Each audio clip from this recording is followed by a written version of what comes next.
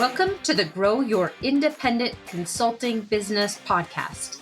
I'm Melisa Liberman, a fellow IC and business coach. On this podcast, I teach you to become a consistently booked independent consultant without becoming a pushy salesperson or working 24/7. If I can do it, you can too. Listen on to find out how. Welcome to episode 261 of the Grow Your Independent Consulting Business podcast. Today, we're talking about the 6 ways you can scale your independent consulting business without hiring employees. In other words, you can scale and stay independent. That's what we're here to do today. Now, listen, some of what we're going to talk about today, these 6 ways, are not rocket science. You'll know them. This is an opportunity to refresh here. We forget what we're doing sometimes when we're diving down into client delivery or really working on our business. So I want to take this opportunity to share with you these 6 ways. Some will be good reminders for you and hopefully challenge you to actually not know them, but also implement them. And then others may give you a new way of thinking, a new way of looking at your business that you hadn't yet considered. Because so often we think, well, I'm an independent. I don't want to hire employees, and therefore I've got some kind of a ceiling. And it doesn't have to be that way. Ultimately, we want to set you up to be able to work less, make more. That's what we're talking about. Work less, make more, feel more fulfilled. That's what we're here to do in this podcast overall and on this episode. So let's dive into the agenda, and then we'll go forward from there. So first of all, in the agenda, I will share with you a companion resource that might be a bit surprising to you. You might not expect this one, but it's the perfect companion to what we're talking about today. Then we'll start off by talking about what is scaling. You know this, but let's just level set so we're on the same page, and then talk about why it matters. And then we'll dive into those 6 scaling approaches that apply to you as an independent consultant. And then finally, we'll wrap up the episode with 3 ways to put this into action. And I really encourage you to stay to the end to hear what those 3 ways are, those 3 steps, because ultimately the goal here when you're listening is not to just take away the information. The goal here is to implement little by little micro steps that I share with you each and every week so that by the end of this year, your business looks completely different than it did when you first started off the year. That's what we're here to do. You can take this in, a chunk or little micro parts and implement it and see that transformation. All right, that is our agenda. Now let's talk about the companion resource, the surprising companion resource. Here's what I recommend, which a bit surprises myself, but here's what I recommend to go along with this episode, and that is my Business Brain Journal. If you haven't yet checked it out on Amazon, I highly recommend that you do. Based on feedback that I've been getting from other consultants who have leveraged this business brain to completely expand the way that they're thinking, to look at themselves in a way that is more scaled, that has more capacity, that has more ability to succeed. That's the purpose of this Business Brain Journal. It's a 100-day guided journal that walks you through an audit and then transformative questions and ultimately an action plan to help you to make the changes that you are most meaningful to you to become a more scaled business owner. So you can find that on my product website at growthatlas.solutions. We'll put the link in the show notes, and then it will link you over to the Business Brain Journal. So growthatlas.solutions, just click view all products. You can quickly find the Business Brain Journal and go grab one, because at the end of 100 days, you won't even recognize yourself, which is so fun. Okay, now let's talk about what is scaling. What is scaling? So this is not a new concept to you, but let's just get on the same page as we go through the 6 ways to scale your business. So to do that, the definition of scaling is you increasing your revenue and your impact without increasing the costs, the time, or the effort to create that revenue and impact at the same rate, right? So you're increasing your revenue and your impact without needing to increase the costs associated to it, the time it takes, the effort, the mental effort that you're putting in place at the same rate as the increase in revenue and impact. Scaling means that you're putting in a similar amount of inputs and getting much more output. That's what we're here to do, is to help you to put in a similar amount of input. Maybe it's a similar amount of time, maybe it's a similar amount of cost to deliver, and getting so much more output from that effort. So why does scaling matter? Of course, it matters because at the end of the day, when you're able to scale your consulting business, your solo consulting business, it frees you up to make more money without working more. It frees you up to make more impact without working more. It frees you up to have more flexibility. And you can do this while staying solo. So many of us think, and I said this a moment ago, that in order to scale, it inherently means that we need to hire employees. And we chose this independent consulting model for a reason. Now, maybe you have a partner or two, but at the end of the day, you want to stay lean, you want to stay scrappy, and you don't want to hire a bunch of employees. If you're like most of us who are independent, sometimes you might be listening and saying, well, I've got a different goal, Melissa. I want to build this into a medium sized organization. No problem. Let's talk about the scaling opportunity that you have here in a moment. It's the same type of levers. What I want to say to you is, regardless of whether you want to stay independent or whether you want to build a micro boutique or you want to build a larger organization, at the end of the day, this can all apply to all of those scenarios. And it's true that you're able to scale without hiring anyone to do it. And that's what we want to break here today as we're talking through this. Scaling doesn't require you hiring anyone to do that. Scaling looks very different from a consulting perspective as we're building a solo consulting business or micro consulting business, or even setting the foundation for a larger consultancy. So, with that, now that we know what it is and why it matters, let's talk through these 6 ways. The first way of the 6 ways of scaling your consulting business without hiring employees is that you think like a scaled business owner. Way number one to scale your consulting business is all about thinking. And you might think, well, that might get me, some ideas or unleash some creativity, but it's not going to really scale my business, Melissa. And I want to say to you, that is not true. And let me tell you why. It all starts with thinking, and more specifically, the way that you're thinking about yourself. When you think of yourself as, I'm a contractor, I'm just an extra pair of hands, I'm a consultant who's generated 500K and have hit a ceiling, or I can't get past 300. I'm someone that people love working with once they find me, but it's really hard for them to find me. I'm not someone who's has a reputation. When you're thinking of yourself that way, it creates a fixed scenario. And we want to open it up so that you are able to think of yourself in a bigger way.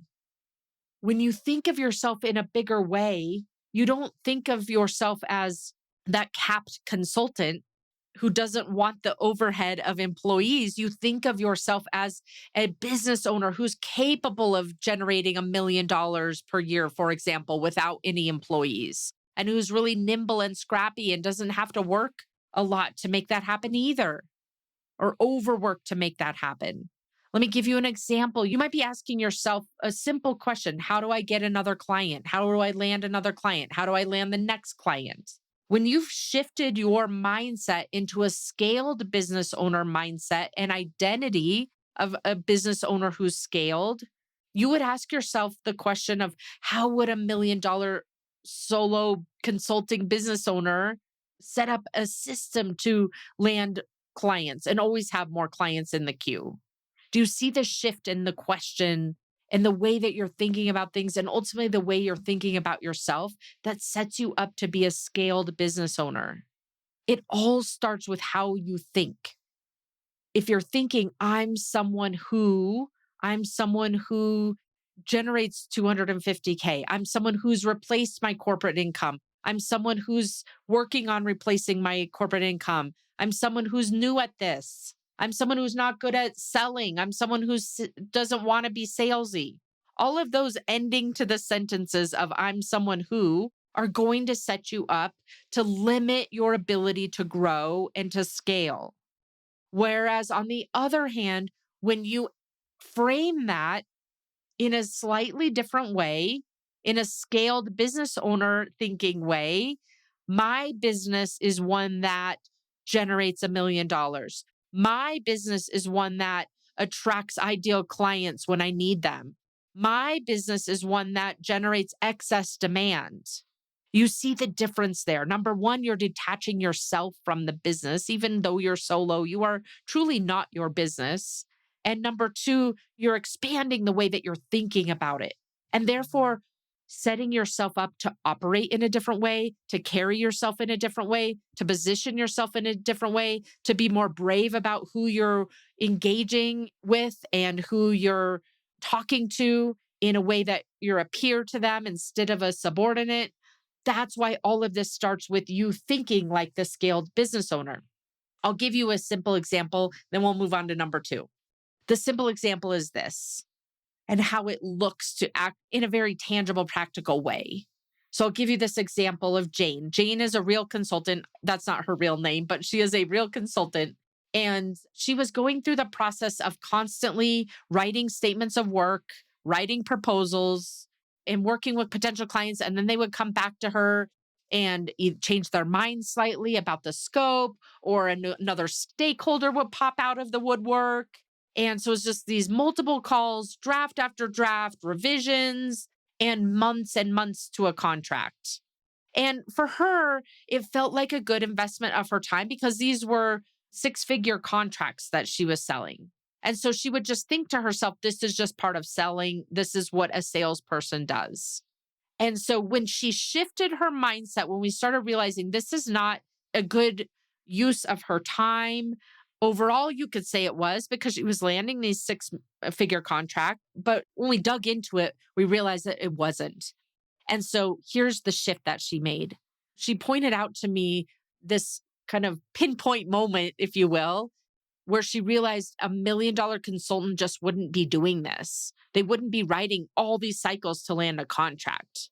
$1 million consultant wouldn't be doing this. A consultant who has excess demand wouldn't be doing this. And so by shifting the way she was thinking of herself as $1 million consultant, she stopped seeing scoping as part of selling and started seeing it as a paid engagement. What I mean by that is she's, instead of writing these SOW after SOW after SOW, she started offering her potential clients SOW for the diagnostic phase, for the business development phase, if you will, the case study phase, this phase where she was figuring out exactly what the client needed, how to scope it, how to put it in a timeline, how to attach value to it. And instead of doing that as part of selling, she started doing that as her foot in the door offer and offering them a fixed fee amount for that to basically get paid to do business development.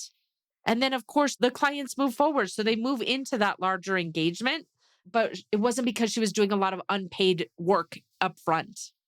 So now it's revenue, not unpaid labor, not unpaid expertise. This is an example of what it looks like to think and have an identity of a scaled owner and then to put that into action. Okay, number 2 of 6. And this one is really important. They all are. They all are. Get clear on the value of your time. This is an eye opener. I did this exercise with a group of consultants the other day, and I think they told me it was such an eye opener for them. They've never thought about their time in this way. And so I'll tell you what it is. And this is so important because it's a metric that I often see consultants ignoring. And that is your effective target rate. You're understanding the value of your time by calculating your effective target rate. Now, let me be incredibly clear. I am not telling you that this is an hourly rate that you would charge to a client. I am not telling you to use this for a proposal. I am not telling you to charge by the hour. This is a design metric, not a pricing model. So with that, this effective target rate is the revenue that you must generate per billable hour to hit your revenue goal based on real capacity. I'll tell you exactly how to calculate it here in a moment.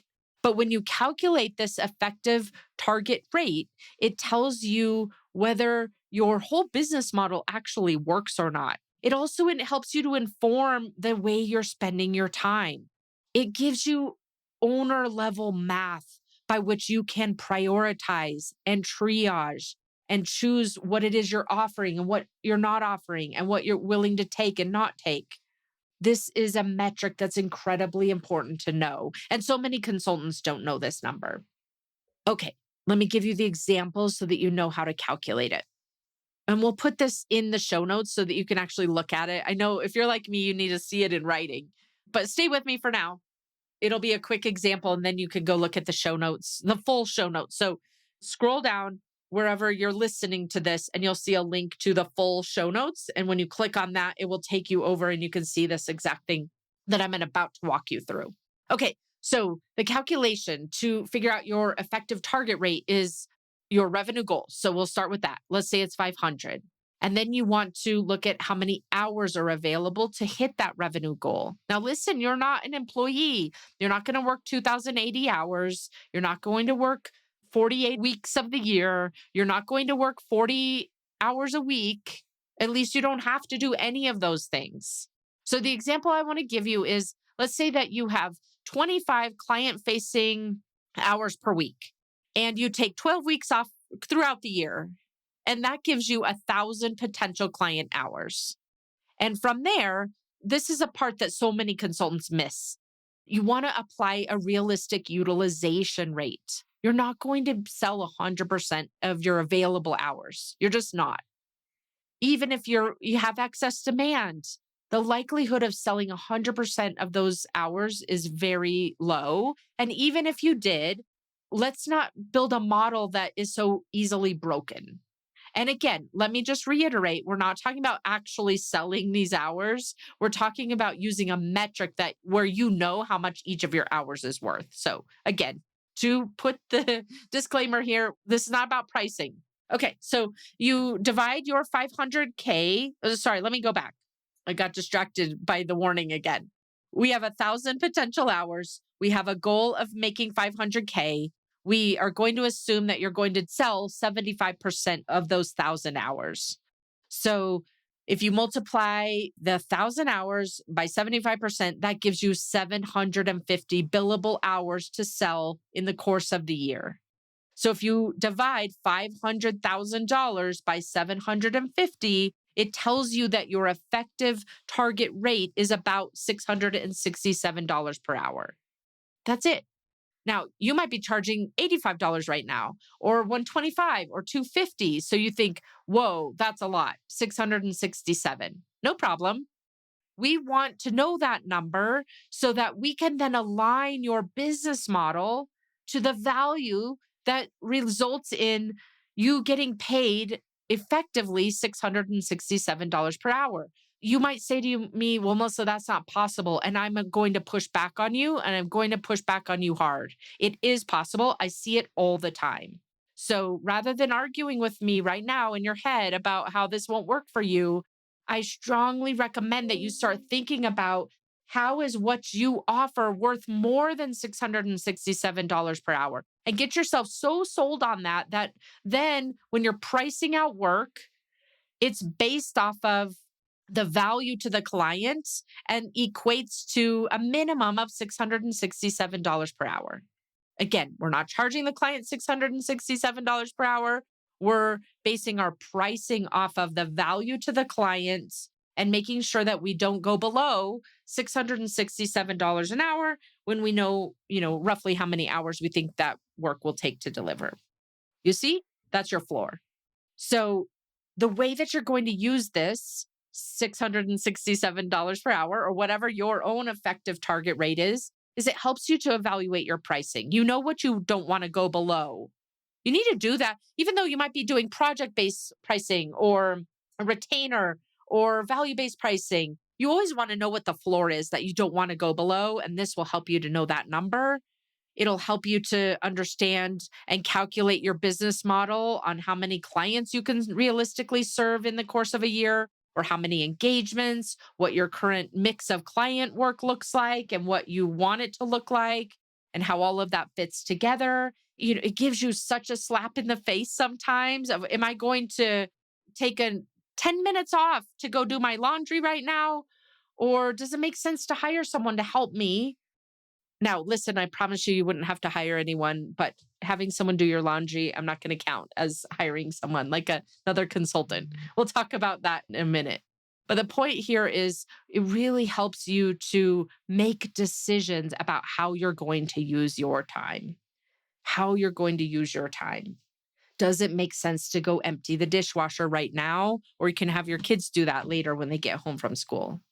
I know for me, for sure, it's tempting to go unload the dishwasher, really because I want to avoid doing something that feels challenging or hard emotionally versus going forward, because this hour I'm talking with you right now is worth more than $667 an hour. I want to make it worth it for me and for you. Okay, number 3, we want you to get to the place where you're productizing what you offer, where you're productizing what you offer. That doesn't mean that you have like a rigid package thing. That doesn't mean that you can't be flexible.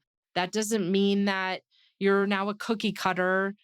That doesn't mean that you're commoditized. What this means is that you start figuring out what you want to be sought after for, that you are building a reputation around the type of work that you do, that you have a methodology, that you have a framework, that you have a point of view, that you can get the client's results with the type of consulting that you do and the deep expertise that you've built around that. That's what productizing means. And listen, if you're brand new to consulting, you might not be here yet. You want to get some projects under your belt to figure out what you love and what you feel passionate about doing, and then start figuring out what to productize. But if you're a consultant who's got 4 or 5 projects under your belt, start thinking about what this means and stop focusing on what you're going to lose, like leaving money on the table if I productize, or leaving money on the table if I niche down, whatever word you want to use here.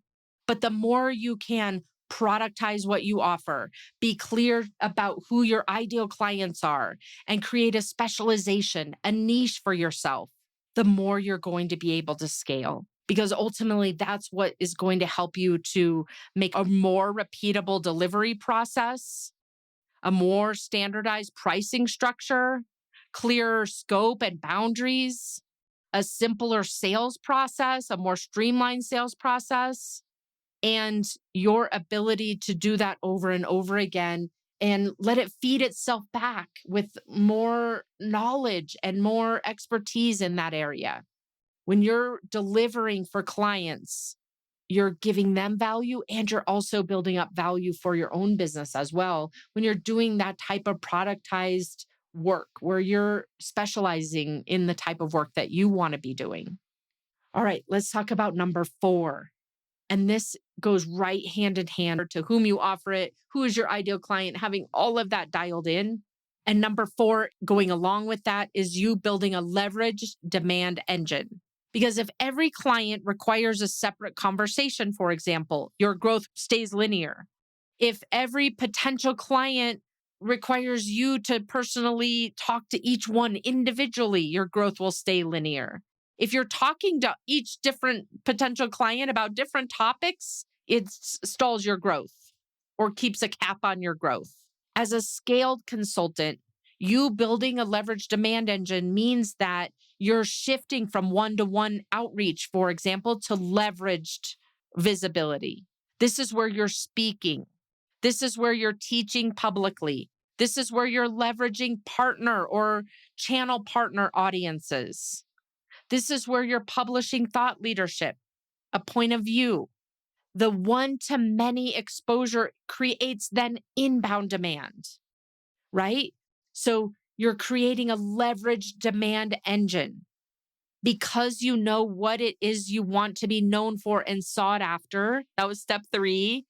In step 4, we're building a leveraged demand engine around that. You know who your ideal client is. You know exactly what it is that they care about achieving and what are their pain points and have a unique way of helping them get around those. You have a framework and a methodology that you leverage. And then ultimately, you've got this leverage demand engine where you're speaking, where you're writing, and where you're teaching. And you've got a conversation starter so that the people in the audience are compelled to reach out to you. And that's what creates an inbound lead. They want to understand what you have to offer in that conversation starter. And that begins the relationship where then you can walk them through a sales process if they need something. If they don't need something immediately, you can stay top of mind by providing value to them. That's what this leverage demand engine looks like. And it all relies on having an identity shift, right? That's step one that we talked about, that you stop seeing yourself as someone who finds consulting clients. You start seeing yourself as someone that clients look for. You stop thinking of yourself in terms of outreach and you start thinking about yourself in terms of market presence. Those are some of the shifts that you make to build this leverage demand engine. And it looks like you speaking once a month, for example. I have many clients, actually, many private clients who set a goal to speak once a month or a couple times a quarter.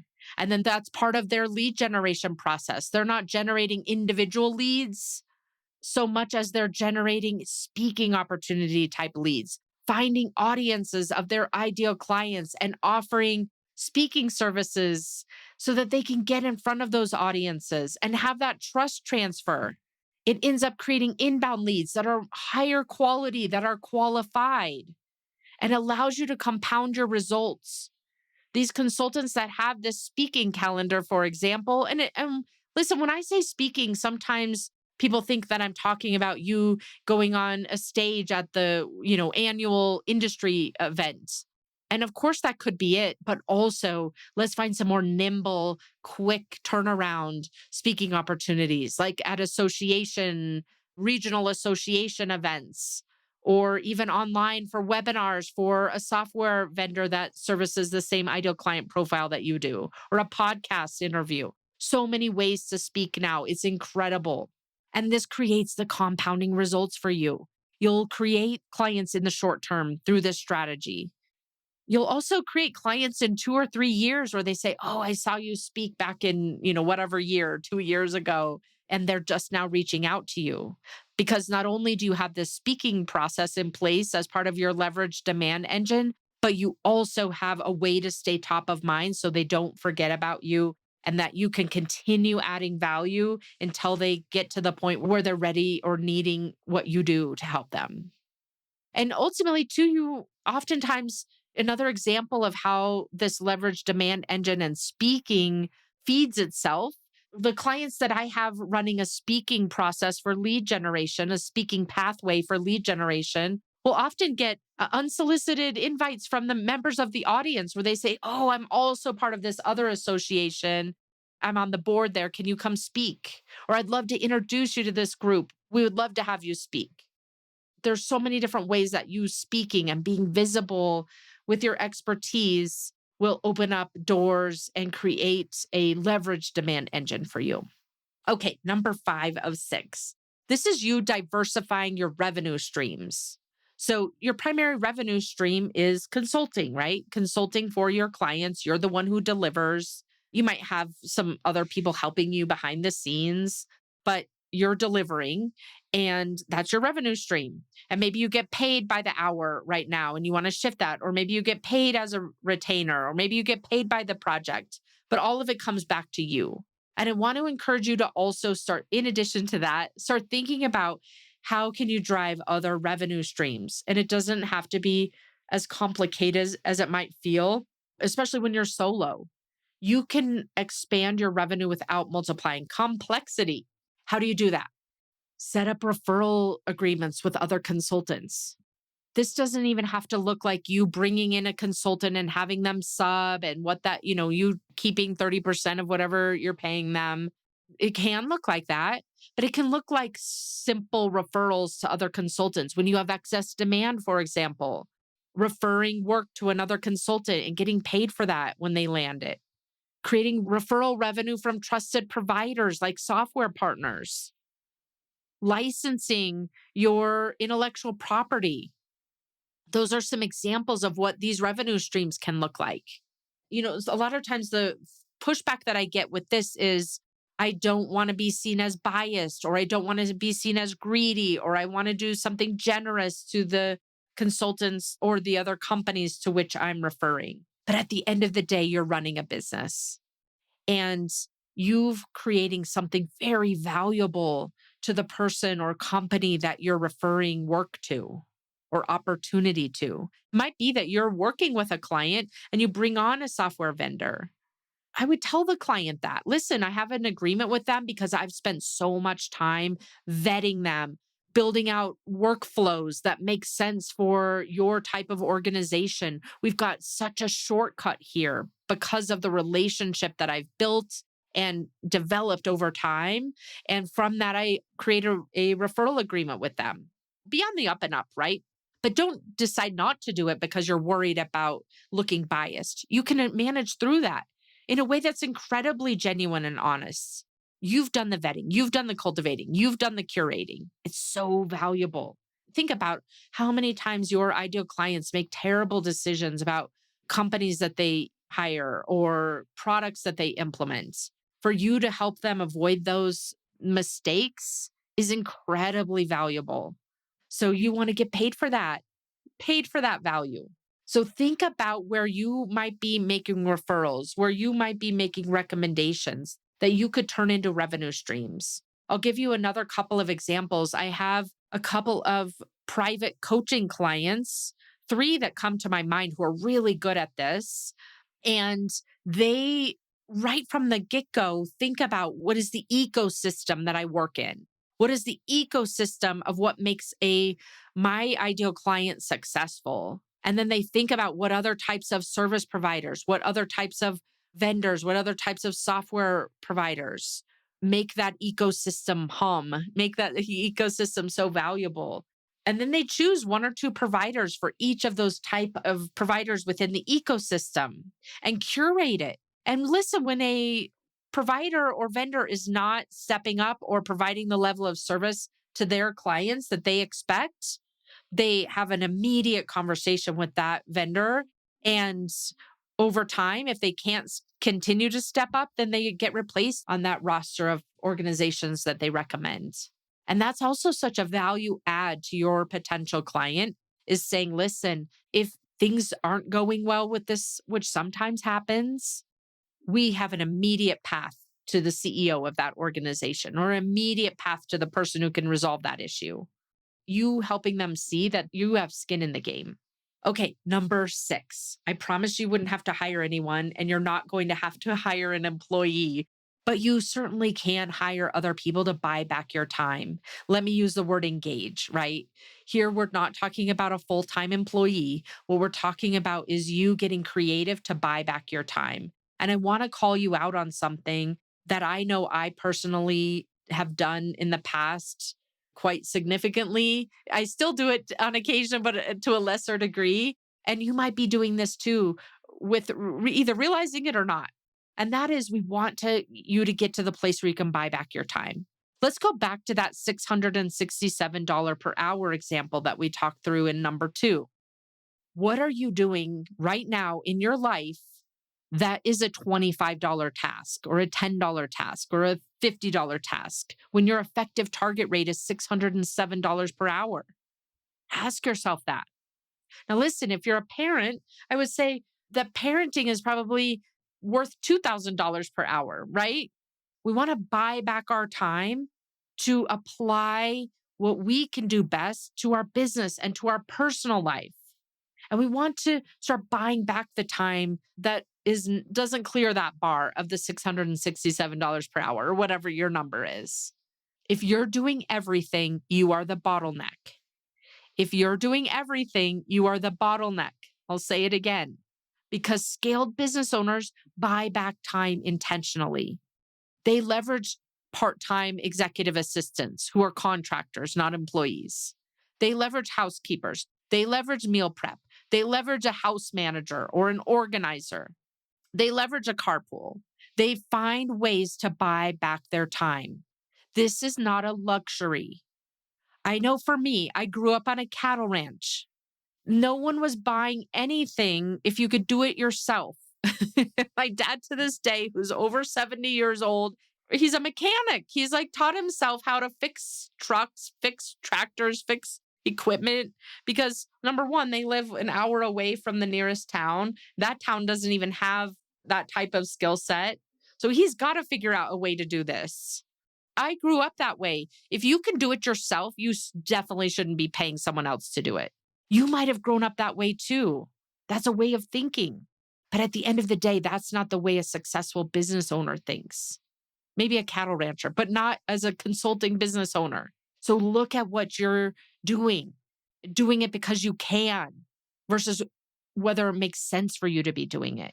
Because the more you can reclaim every single hour that you can reclaim by outsourcing it to someone else that you've contracted to do it, you are able to reinvest that hour back into your own revenue, back into your own business strategy, back into the way you're thinking time.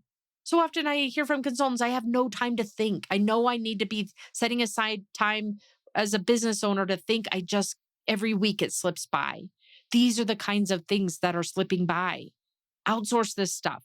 If your effective rate is $667 an hour, why are you doing those tasks? You don't scale by doing more. You scale by removing yourself from what does not require you. So we'll talk about an example for this, and then we'll wrap it up with the step to put this into action because you can't do all of this at once. Okay, buy back your time. The example, the thing that I hear so often is I'll do this when I can afford it. I'll hire I don't want to use the word hire. I promise you don't need to hire anyone. I have 7 people who work with me. They are not employees. They each have a specialized task. They run their own business. They are a contractor. They don't want to be my employee. They want to do what they do, their own zone of genius. And for you, you can do the same thing. But when you think to yourself, oh, I can only engage that executive assistant, for example, when I've earned it or when I can afford it, my response to you is run the math. Because if your effective rate is $667 an hour and you're spending 5 hours a week on those $30 tasks, you're allocating that premium capacity to low value work. The question isn't, can I afford help? It's what is it costing me not to? The question isn't, can I afford this? The question is, how can I make the ROI for me investing in this executive assistant 5x or 10x, whatever I'm paying them? Like those are the questions you want to be asking yourself. Because if you ask yourself, can I afford it? The answer is probably always no. No, I can't afford it. If you ask yourself the question, how can I make the ROI of me engaging this executive assistant 5x? You start unlocking solutions. You start increasing the amount of revenue, and that pays for itself 5 or 10 times over. And the same is true on your house front, right? Whatever laundry or dishes or meal prep or any of that you're doing. Buying back your time is about reallocating your highest value asset, which is your attention. And listen, you can start small. I'm not saying go engage an executive assistant for 20 hours a week. You can start small, figure out what makes sense for you that you feel like you've got some cash flow to support. I'm not going to dismiss there's a concept of cash flow, obviously, but what does that look like? What can you support from a cash flow perspective? And then ask yourself the question, when I invest in this, how am I going to create a 5x return on this investment? How am I going to use the time that I'm buying back in a way that directly ties to revenue? Don't go buy back your time with an executive assistant and then do the dishes instead, right? That's what this is about. So go engage someone as an executive assistant to help you with scheduling and invoicing and administration, or a bookkeeper or whatever it is to get 5 hours a week of support. You can start small, take a recurring task off your plate. Because at the end of the day, revenue doesn't create capacity. We think, oh, as soon as I make more money, I'll have more flexibility. That is not true. You creating more capacity creates revenue. You don't want to set yourself up to wait until you feel like you can afford it or wait until you feel like you've earned it, because the line is always moving when you set it up that way. Okay, let's recap these 6 simple ways to scale without hiring employees. And then I'll give you those 3 steps to put this into action. Number 1, shift your identity. Number 2, understand the value of your time. Number 3, productize what you're offering. Number 4, build a leveraged demand engine. Number 5, diversify your revenue streams. And number 6, buy back your time. So to pull all of this together and put it into action, 3 simple things I'll challenge you to do. First, just choose one of those 6. For you, if you haven't bought back any time yet, maybe that's the place to start. For you, if you're getting to the place where you haven't yet specialized, maybe you're resistant to it, go choose that one. Start figuring out, what do you want to be sought after for? Choose one of these 6 ways and implement it. Doesn't have to be the whole enchilada. You can just implement pieces of it. Start tackling it. And then you want to evaluate what you've done and repeat that over and over again until you get to the place where you've dialed in that lane. You could choose another lane if you want to. All right. These are the ways that you scale, by purposefully thinking about it, choosing something, implementing, evaluating, and repeating. Thank you for tuning in. I'll see you again next week. Take care. Thanks for joining me this week on the Grow Your Independent Consulting Business podcast. If you liked today's episode, I have 3 quick next steps for you. First, click subscribe on Apple Podcasts or wherever you listen to make sure you don't miss future episodes. Next, leave me a review in your podcast app so other independent consultants can find and benefit too. And finally, to put the ideas from today's episode into action, head over to melisaliberman.com for the show notes and more resources to help you grow your consulting practice from your first few projects into a full-fledged business. See you next week.